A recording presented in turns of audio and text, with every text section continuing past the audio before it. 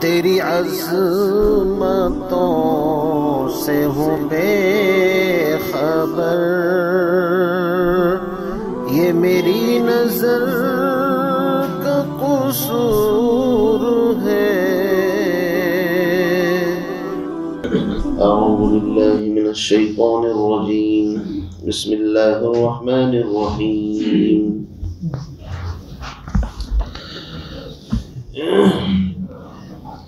یا ایہا الذین آمنوا استعینوا بالصبر والصلاة ان اللہ مع الصابرین۔ صدق اللہ العظیم۔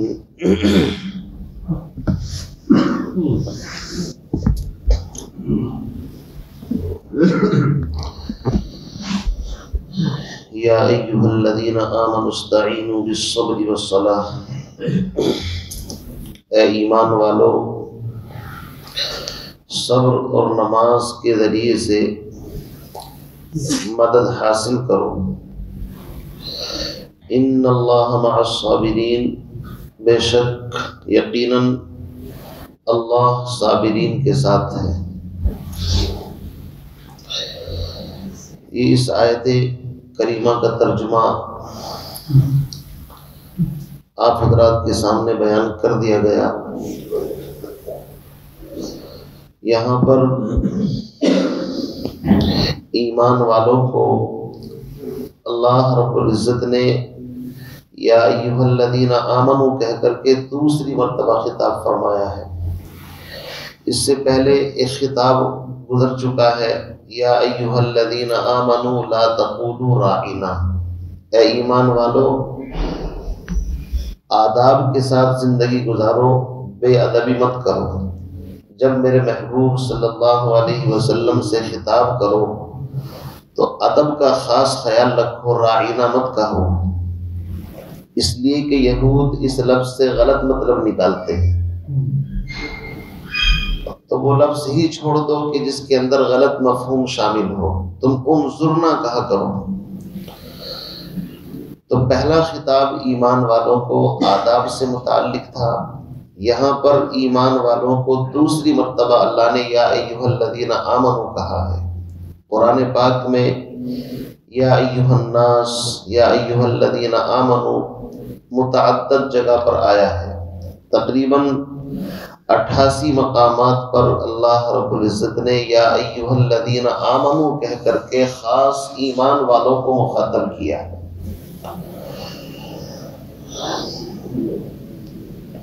یہاں پر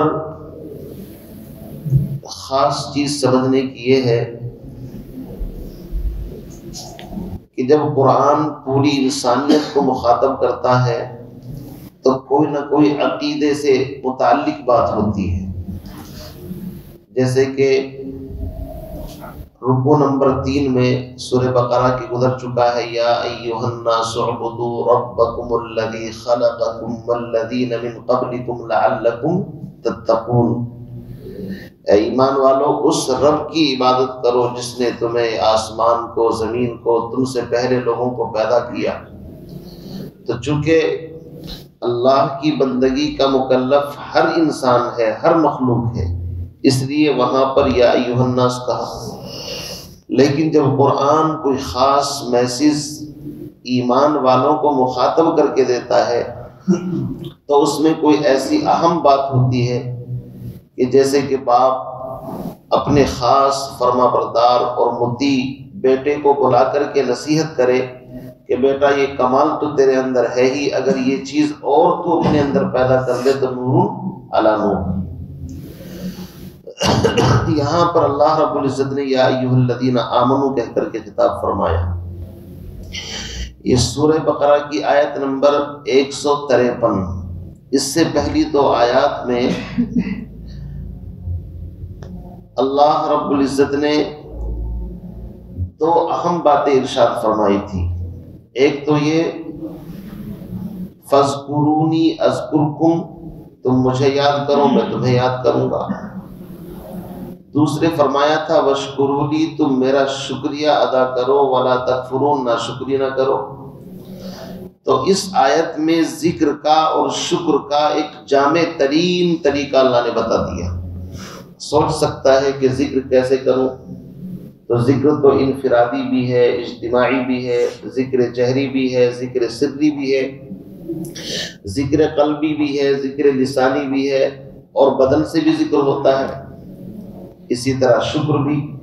تو اس آیت میں صبر اور نماز کی اہمیت کو بیان کر دیا گیا، اور ساتھ ساتھ پچھلا مضمون بھی اس کے اندر آ گیا کہ نماز اس کے اندر صبر بھی ہے، شکر بھی ہے، اس کے اندر ذکر بھی ہے، فکر بھی ہے، ساری عبادتوں کا مجموعہ ہے۔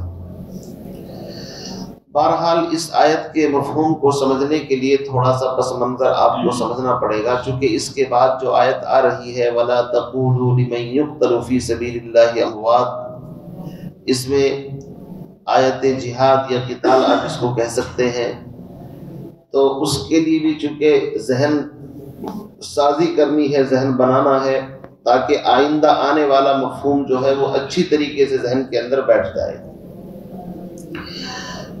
آپ سب جانتے ہیں اس سے پہلی آیات میں تحویل قبلہ کا ذکر چل رہا تھا، یعنی قبلے کی تبدیلی کا ذکر تھا، اور یہ اتنا اہم مسئلہ تھا قرآن پاک میں یا شریعت میں، یوں کہہ لیجئے سب سے پہلے نسخ جو ہوا ہے وہ تحویل قبلہ کے اندر ہوا ہے، یعنی سب سے پہلے جو حکم کے اندر چینجنگ ہوئی ہے وہ اسی کے اندر، اور یہ اتنا اہم مسئلہ بن گیا تھا کہ یہود نے بھی اس کو اپنی ناک کا مسئلہ بنا لیا، مشرکین نے بھی اپنی ناک کا مسئلہ بنا لیا۔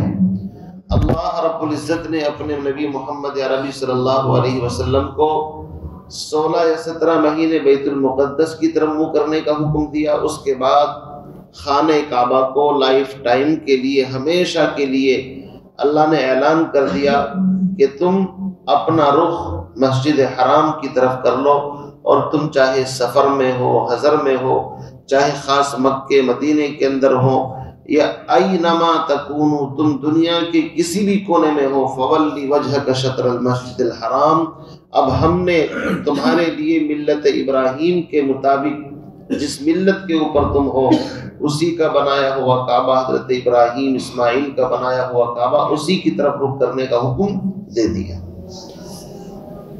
اب آپ جانتے ہیں کہ جب آپ ہجرت کر کے مدینہ منورہ تشریف لے گئے تو یہود اگرچہ آپ سے دلی دشمنی رکھتے تھے، جیسے کہ اب تک آپ سنتے آئے ہیں، کبھی کچھ پروگرام بنایا انہوں نے، کبھی کچھ، لیکن جب آپ بیت المقدس کی طرف منہ کر کے نماز پڑھتے تھے تو تھوڑی تسلی تھی ان کو کہ شاید ہو سکتا ہے کمپرومائز کر لیں اور آہستہ آہستہ ہمارے دین کو ہی یہ قبول کر لیں، اس امید پر جی رہے تھے۔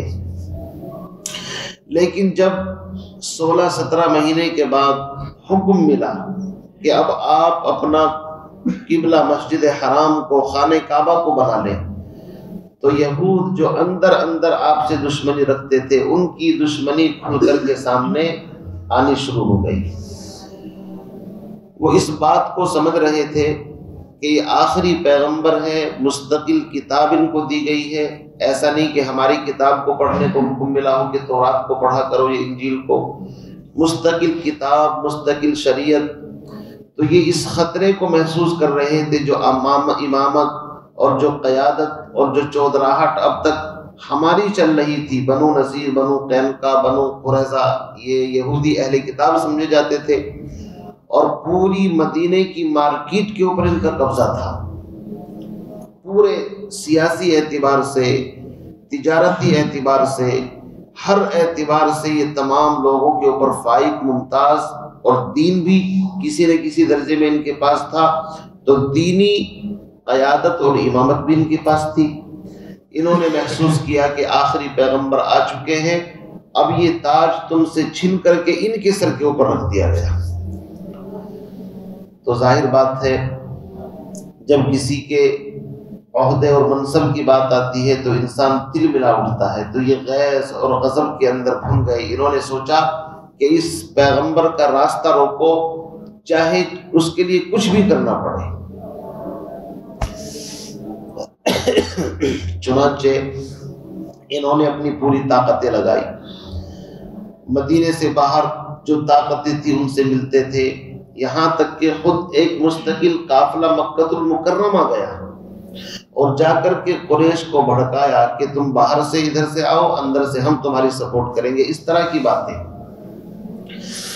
اب ظاہر بات ہے ایسے ماحول کے اندر مدینے کے اندر زندگی گزارنا صحابہ کے لیے کتنا مشکل ہوگا کہ تینوں جماعتیں ان کے پیچھے پڑ گئی، اور مدینے کے اندر اوس خزرج جن کو انصار کہا جاتا ہے بظاہر ان کا ساتھ ہے اور کسی کا ساتھ نہیں۔ اور مکے کی حالت تو یہ تھی کہ ان لوگوں نے تو آپ کی آپ کے قتل کا پلان بنا لیا تھا، اسی لیے آپ رات کے وقت غار سور کے اندر اور پھر وہاں سے چھپ چھپا کر کے مدینے کے اندر آئے، پوری تاریخ سامنے ہے۔ جب آپ ہجرت کر کے آ گئے تو قریش کو تھوڑی تسلی ہوئی، چلو جان چھوٹی اس دین سے، سب کے سب یہاں سے چلے گئے، اور چلے بھی کتنی 300-400 کلومیٹر دور پڑتا ہے مدینہ، بھائی ٹھیک ہے وہیں پر رہیں گے۔ ان کو یہ امید نہیں تھی کہ یہ اسلام کا پودا اتنا بڑا ہوگا کہ پوری دنیا کے اندر پھیلے گا، ایسی تو امید بھی نہیں کی تھی انہوں نے۔ حالات کا جائزہ لیتے رہتے تھے کیا چل رہا ہے، جب ان کو پتہ چلتا مکے سے بھی آہستہ آہستہ لوگ وہیں پر جا رہے ہیں اور ان کی تعداد تو بڑھتی جا رہی ہے، اور مدینے کے اندر بھی اچھی خاصی ایک سرداری جناب محمد رسول اللہ صلی اللہ علیہ وسلم کو مل گئی، تو یہ بھی اپنے دانتوں کے نیچے انگلی دباتے تھے کہ بھائی پتہ نہیں کیا ہوگا۔ اور جب ان کو پتہ چلا 17 مہینے کے بعد بیت اللہ کو مستقل قبلہ بنا دیا گیا، تو قریش کی تو دال روٹی اسی کے اوپر چلتی تھی، وہ تو حاجیوں کی خدمت کرنا، یہ کرنا وہ کرنا، اسی کی وجہ سے پورے عرب میں پہچان تھی ان کی۔ اب ان کو بھی اور زیادہ حسد پیدا ہو گیا کہ بھائی وہ تو پتہ چلا ہے بیت المقدس کے بجائے اسی کو قبلہ بنا لیا، تو ہو نہ ہو ایک دن یہ بھی تمہارے ہاتھ سے نکل سکتا ہے۔ اس لیے انہوں نے بھی اپنی پوری صلاحیت دشمنی کے اوپر لگانی شروع کر دی۔ تو اس طریقے سے آپ یوں کہہ لیجئے کہ باہر کی طاقت ہو یا اندر کی طاقت ہو، ان مٹھی بھر مسلمانوں کے خلاف اٹھ کھڑی ہوئی، اور چاروں طرف ایسا لگ رہا تھا گویا کہ آگ کے شعلے بھڑک رہے ہیں۔ اب ایسے ماحول کے اندر کیا کیا جائے؟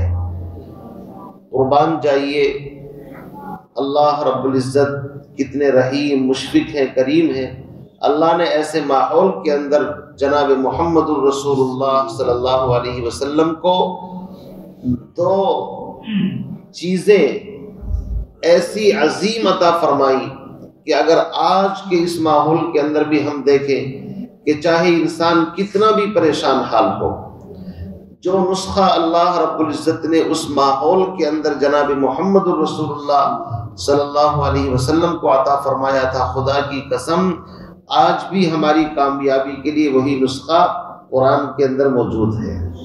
اب آپ غور کریے، حالات میں نے آپ کو اس لیے بتایا تاکہ آپ سوچیں وہ حالات زیادہ تھے یا آج کے حالات زیادہ ہیں۔ ہم کہتے ہیں آج کے حالات اتنے زیادہ نہیں ہیں، پھر بھی الحمدللہ۔ اب اس نسخے کو آپ اگر سمجھیں اور سنیں تو پوری دنیا کے انسانوں کے لیے اس کے اندر ہدایت موجود ہے۔ فرمایا اگر ایسے حالات ہو جائے، اپنے بھی دشمن بیگانے بھی دشمن، چاروں طرف سے حالات کے شکنجے کے اندر آ جاؤ تو گھبرانے کی ضرورت نہیں ہے۔ اے ایمان والو، دیکھو کتنا پیارا لفظ، یا ایھا الذین آمنو، اے ایمان والو، باہر بھی دشمن اندر بھی دشمن، چاروں طرف سے تم نرغے کے اندر ہو اور تم پر چاروں طرف سے باطل کے تیر چل رہے ہیں، تمہیں مٹانے کی اور اس صفحہ ہستی سے ہٹانے کی کوششیں کی جائیں، تو یاد رکھنا اتنا اہم نسخہ ہے استعینوا، تم مدد حاصل کرنا۔ اور یہ بھی قرآن کی بلاغت ہے، استعینوا کو عام رکھا ہے، کوئی خاص مقصد کے لیے نہیں کہ بھئی خاص چیز کے اندر مدد لو۔ مقصد یہ ہے کوئی بھی مسئلہ پیش ہو، چاہے دینی ہو چاہے دنیاوی ہو، کسی طرح کی کوئی الجھن پریشانی ہو، گھریلو ہو، باہر کی ہو، دوستوں کی طرف سے ہو، تجارتی ہو، سیاسی ہو، سماجی ہو، کسی طرح کی کوئی الجھن کوئی پریشانی اگر تم کو آ کر کے گھیر لے تو سب سے پہلی چیز کیا ہے؟ بالصبر۔ سب سے پہلی چیز یہ ہے تم کو صبر کا دامن نہیں چھوڑنا ہے۔ اب اس صبر کو سمجھ لیں بھائی، یہ صبر کیا چیز ہے؟ عام طور سے ہم لوگ صبر سمجھتے ہیں کوئی مصیبت تکلیف آ گئی تو اس کو کہتے ہیں بھائی صبر کر، یعنی کہ چپ چاپ بیٹھ جا۔ صبر کا مطلب کیا سمجھتے ہیں؟ چپ چاپ بیٹھ جا۔ یہ صبر کا مفہوم نہیں ہے، یہ صبر کا مفہوم تنگ کر دیا ہم نے۔ صبر کے اصل معنی آتے ہیں رکنا۔ صبر کے اصل معنی کیا آتے ہیں؟ رکنا۔ اور صبر کے 3 معنی مفسرین نے بیان فرمائے ہیں، اور قرآن پاک میں لفظ بہت آئے گا، یاد رکھنا۔ صبر صبر انما یوفی الصابرون اجرہم بغیر حساب، صبر کرنے والوں کو بے حساب ثواب ملے گا۔ کہیں فرمایا کہ جب ان لوگوں نے صبر کیا تو ہم نے ان کو امامت دی، لما صبروا، جب انہوں نے صبر کیا تو ہم نے ان کو دنیا کا امام بنایا۔ تو الغرض صبر کے اوپر بے شمار آیات آئیں گی، اس لیے اس کو یہیں پر سمجھ لے کہ صبر کی 3 قسمیں ہیں، 3 جز ہیں صبر کے۔ سب سے پہلے صبر کہتے ہیں الصبر علی الطاعہ، اطاعت پر جم جانا، اپنے نفس کو پابند بنانا کہ آرزوئیں خون ہو یا حسرت پامال ہو، اب تو اس دل کو بنانا ہے تیرے قابل مجھے۔ کوئی بھی حال ہو، سردی ہو، گرمی ہو، حالات کیسے بھی ہوں، اپنے نفس کو مجبور کرنا کہ تجھے اطاعت فرما برداری کرنی ہی کرنی ہے، اس کا نام کیا ہے؟ صبر ہے۔ یعنی اطاعت پر جمانا اپنے آپ کو۔ ان الذین قالوا ربنا اللہ ثم استقاموا، جس کو اللہ نے فرمایا کہ جب تم نے کلمہ پڑھ لیا تو اب حق بات پر چلنا ہے، جمنا ہے، اپنے آپ کو اندر سے ٹوٹنے نہیں دینا ہے۔ یہ صبر کا پہلا درجہ ہے۔ صبر کا دوسرا درجہ ہے الصبر عن المعصیہ، گناہوں اور نافرمانی اور معاصی سے اپنے آپ کو بچانا، چاہے جان چلی جائے لیکن اپنی صلاحیتوں کو غلط جگہ پر استعمال نہیں کریں گے، اپنی آنکھوں سے کسی غیر محرم کو نہیں دیکھیں گے، چاہے اندر سے کتنے ہی جذبے اور ولولے پیدا ہو رہے ہوں، اپنے پیٹ کے اندر حرام لقمہ نہیں لے جائیں گے، چاہے بھوک کی وجہ سے جان چلی جائے، لیکن اللہ کی نافرمانی نہیں کرنی ہے۔ تو نافرمانی سے اپنے آپ کو بچانے پر جو تکلیف ہوتی ہے، اس کا نام بھی کیا ہے؟ صبر ہے۔ تو صبر کی پہلی قسم الصبر علی الطاعہ، دوسری چیز الصبر عن المعصیہ، اور تیسرا درجہ ہے الصبر فی المصیبہ۔ کوئی تکلیف، ناگواری، راہ مطلب دین کے راستے کے اندر آ جائے تو انسان ہنستے ہنستے اس کو برداشت کر لے، تیسرا درجہ ہے۔ ہمارے یہاں جو لوگ عام طور سے جانتے ہیں وہ اس تیسرے درجے کو صبر مانتے ہیں۔ کسی کو کوئی نقصان ہو گیا، ارے بھائی صبر کرو، کسی کا انتقال ہو گیا رشتہ دار کا، بھائی صبر کرو، یعنی کہ بھائی چپ چاپ بیٹھ جاؤ۔ تو یاد رکھیے اس صبر کو آخری معنی میں ہم گھسیٹ کر کے لے جاتے ہیں۔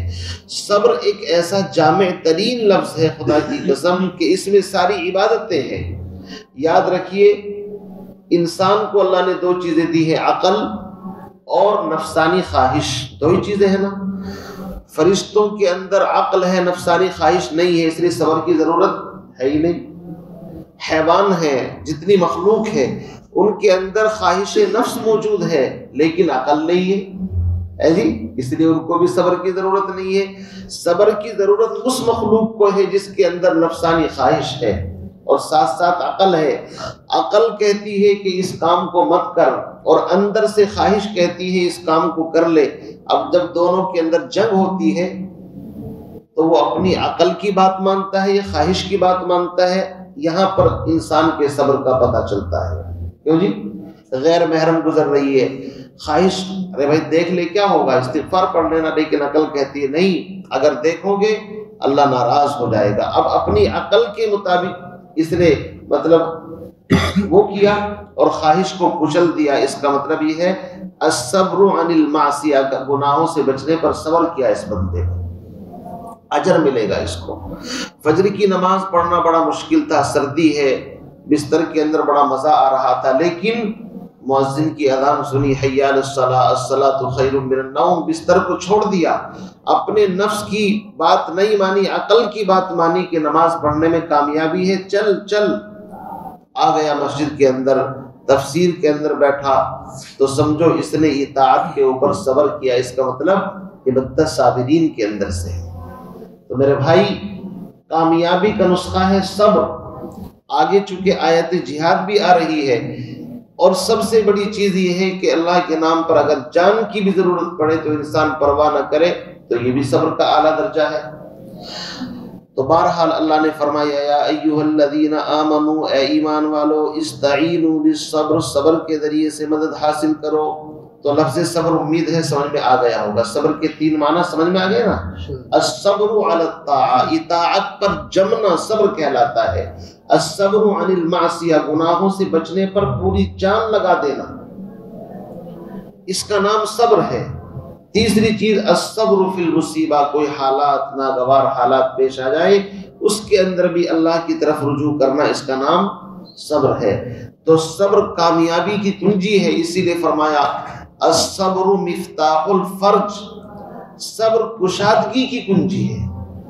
انسان صبر کرتا ہے. دیکھیے بچہ پڑھنے کے لیے بیٹھتا ہے، استاد کی سختی، ماں باپ کی سختی، موسموں کے حالات برداشت کرتے کرتے چٹائی پر بیٹھ کر کے صبر کرتا ہے، تو ایک دن حافظ قرآن بن جاتا ہے، عالم بن جاتا ہے، محدث مفسر بن جاتا ہے.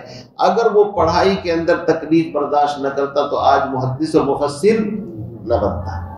کسان نہ رات دیکھتا ہے، نہ دن، نہ دھوپ دیکھتا ہے، نہ چھاؤں، محنت کرتا ہے. ایک دن اس صبر کا نتیجہ یہ ہوتا ہے کہ کھیتی لہلہاتی ہے، اس کو کاٹ کر کے اپنے گھر کے اندر لاتا ہے.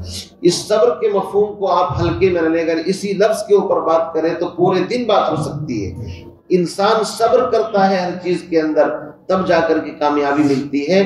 تو اللہ اپنے نبی کو، صحابہ کو تیار کر رہے ہیں کہ حالات اگرچہ تمہارے خلاف ہیں، مکے کے بھی، مدینے کے بھی، پورے جزیرۃ العرب کے، لیکن میرے محبوب اگر تم صبر کے ساتھ اطاعت پر جمے رہے، معاصی سے بچے رہے اور ناگوار حالات کو پیتے رہے، برداشت کرتے رہے، تو یاد رکھنا اندر سے تم اتنے مضبوط ہو جاؤ گے کہ دنیا کی کوئی طاقت تم کو ہلا نہیں سکے گی. اس لیے فرمایا یا ایھا الذین آمنوا، اے ایمان والو، استعینوا بالصبر، صبر کے ذریعے سے مدد حاصل کرو. اور دوسرا نسخہ ہے والصلاۃ، نماز. آپ سب جانتے ہیں نماز کے فضائل. نماز مومن کی معراج ہے، اور نماز کے اندر بھی صبر ہے. اس کے اندر گناہوں سے بچنا بھی ہے اور اس کے اندر اطاعت کرنا بھی ہے. لیکن نماز چونکہ ام العبادت ہے، ام العبادات، تمام عبادتوں کی ماں، جیسے کہ میں نے بتایا اس میں ذکر بھی ہے، شکر بھی ہے، اس کے اندر اللہ کے سامنے جھکنا بھی ہے، اٹھنا بھی ہے، بیٹھنا بھی ہے، اور اس کے اندر اصل چیز دعا ہے. الدعاء مخ العبادہ، ساری عبادتوں کا مغز نماز کے اندر ہے. اسی لیے نبی علیہ الصلوۃ والسلام کی جب بھی کوئی ناگوار حالات پیش آتے، حدیث کے اندر آتا ہے نماز کی طرف دوڑتے تھے. صلاۃ استسقاء، صلاۃ خوف، صلاۃ کسوف، صلاۃ خسوف، اور تحیۃ الوضو، تحیۃ المساجد، اور تہجد، اشراق. یہ وہ نماز کی اتنی قسمیں کیوں؟ اس لیے کہ نماز سے انسان کے اندر صلاحیت پیدا ہوتی ہے دشمن کا مقابلہ کرنے کی. کس کی؟ سب سے بڑا دشمن نفس اور شیطان ہے. نماز، جب انسان نمازی بن جاتا ہے تو اندر سے شیطان کمزور ہو جاتا ہے، اور جب شیطان جو ساری دشمنی کا مرکز اور امام ہے، جب وہ کمزور ہو جاتا ہے تو انسان کو اللہ رب العزت غالب کرتے ہیں. اس لیے نماز بڑی اہم چیز ہے. حضرت ابراہیم بن عبد الرحمن ابن عوف، عبد الرحمن ابن عوف کے بیٹے ابراہیم فرماتے ہیں والد صاحب کو شدید درد تھا، اور درد کی وجہ سے ایسے ہو گئے کہ گویا کہ بس ان کی جان نکلے گی، اتنا درد ہوا. لوگوں نے بھی کپڑا ڈال دیا کہ شاید اللہ کو پیارے ہو گئے.